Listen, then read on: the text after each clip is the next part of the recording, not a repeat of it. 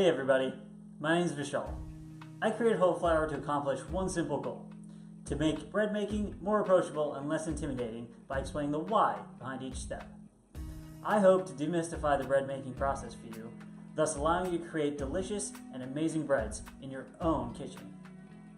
Since this is my first video on YouTube, if you have any suggestions or requests, please leave it in the comments below. If you like this video and want more content, please like and subscribe to the video down below, or visit whole-flour.com. Finally, I'd like to thank my friends and family for all their amazing support. Honestly, I couldn't have done this without you guys. Hope you enjoy the video.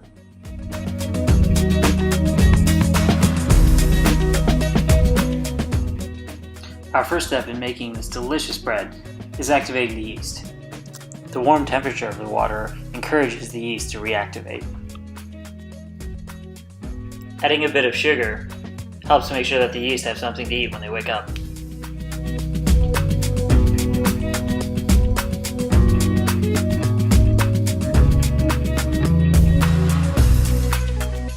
It takes about 10 minutes for the yeast to activate, so in the meantime, we'll start combining our dry ingredients.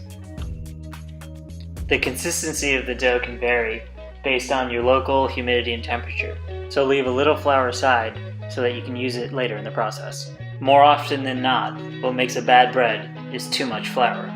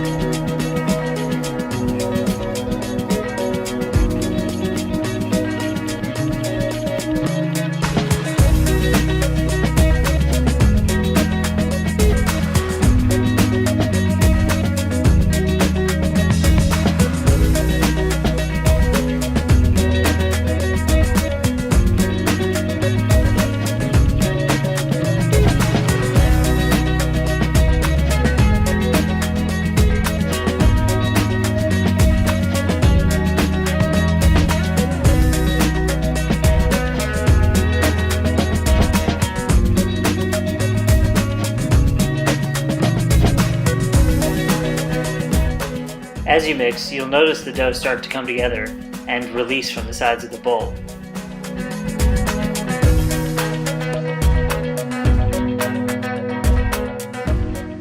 Go ahead and grab a scraper and get all the excess off the side of the bowl.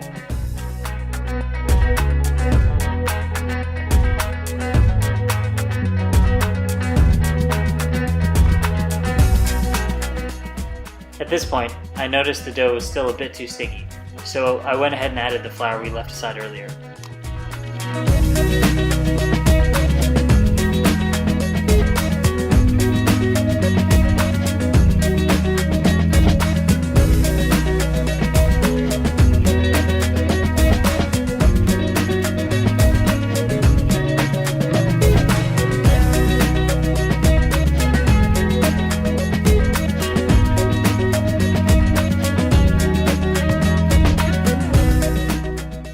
So now that the dough has come together, we can start the kneading process. This helps develop gluten, which is crucial for the bread structure.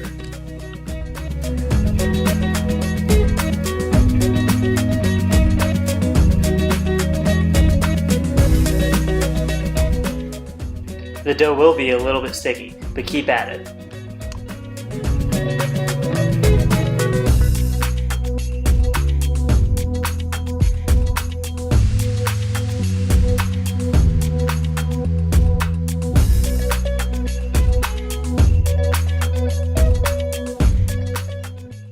The dough is still too sticky, so I added a bit more flour at this point.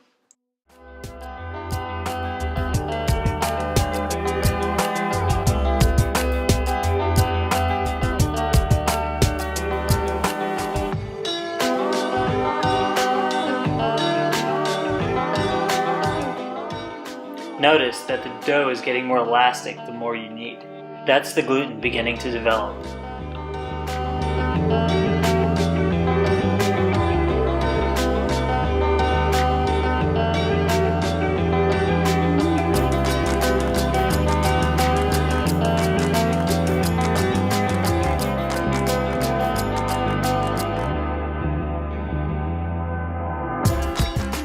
Now let's see if our dough has enough gluten by using the Windowpane test. This is where you stretch the dough between your fingers, creating a somewhat transparent yet unbroken pane.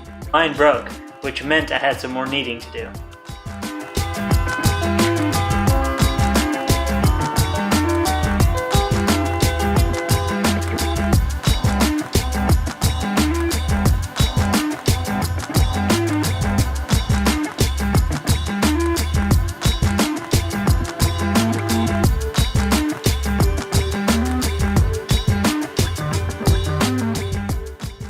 And as you can see, I'm able to create a somewhat translucent pane by stretching the dough, which tells me that the gluten is fully developed in this dough. The entire kneading process took me approximately 15 to 20 minutes. Let's give this dough a quick shape to get it ready for the proofing stage.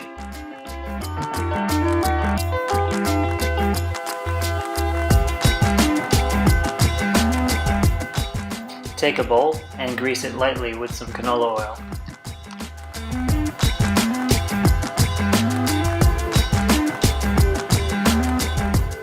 Place the dough in the bowl and make sure it's fully coated. Now we're ready to begin the proofing or fermentation process. This is where the yeast will begin to leaven the dough, which basically means it'll lighten and soften the dough.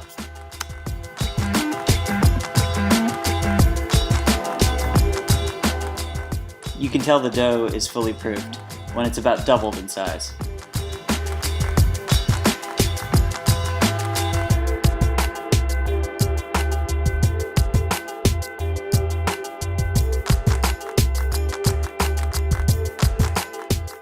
Now we're going to go ahead and degas the dough and square up the edges.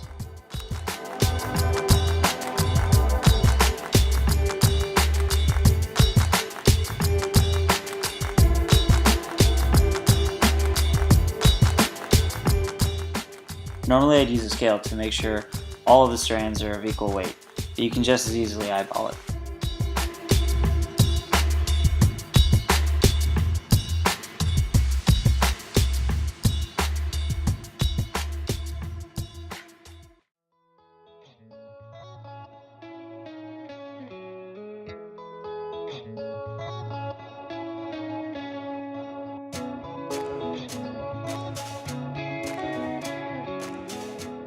There's two steps to the shaping process, the initial shaping and the final shaping.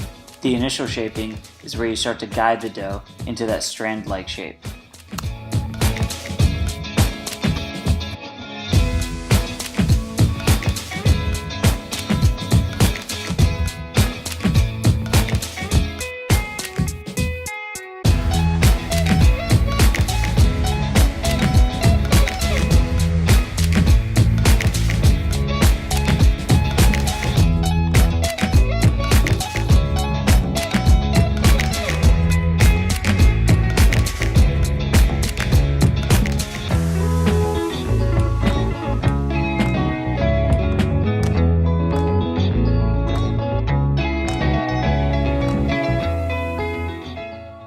Letting the dough rest for about 10 minutes between the initial shaping and the final shaping will give time for the gluten to relax and will make it easier to get it into the final strand-like shape.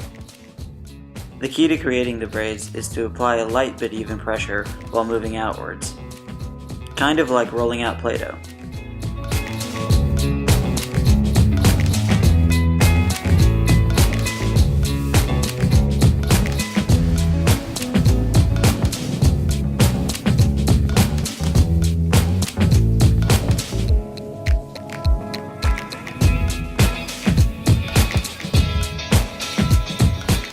Tapering the ends of the braid will provide a nice even finish.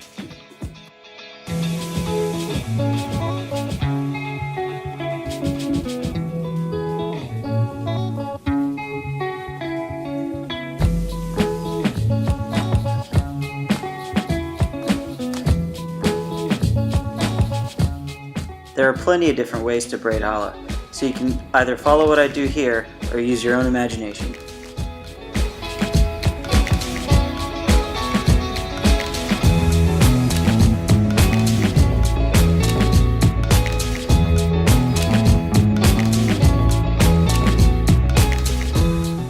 start by numbering the strands 1, 2, 3, and 4. We take the strand in position 4 and move it over the strand in position 2. Then we take the strand in position 1 and move it over the strand in position 3.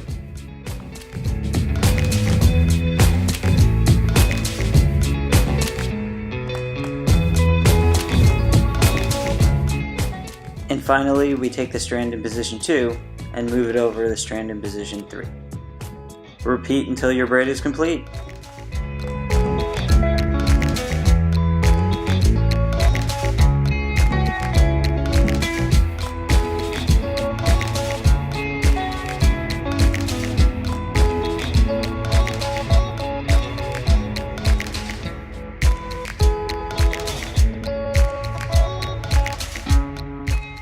Don't worry if it looks a little too long like mine does here. We're going to readjust it all in a minute.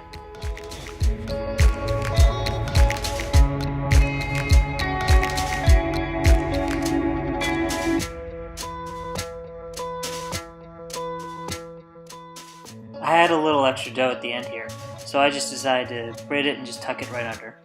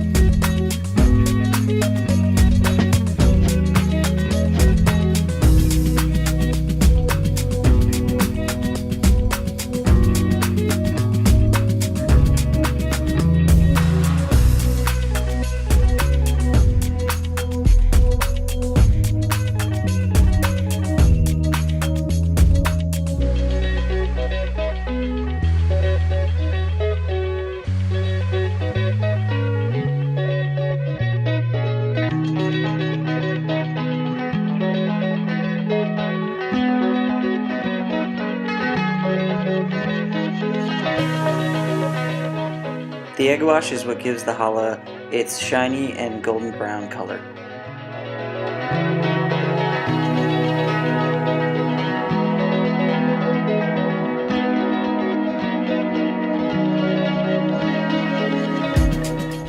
After the first coat, go ahead and let it rest a few minutes, and then give it a second coat.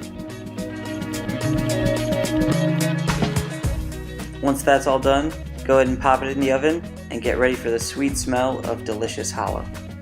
The bake time is usually around 35 to 40 minutes, or until golden brown.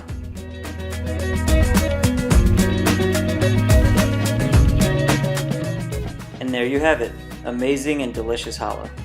Make sure you let it cool down before you tuck in.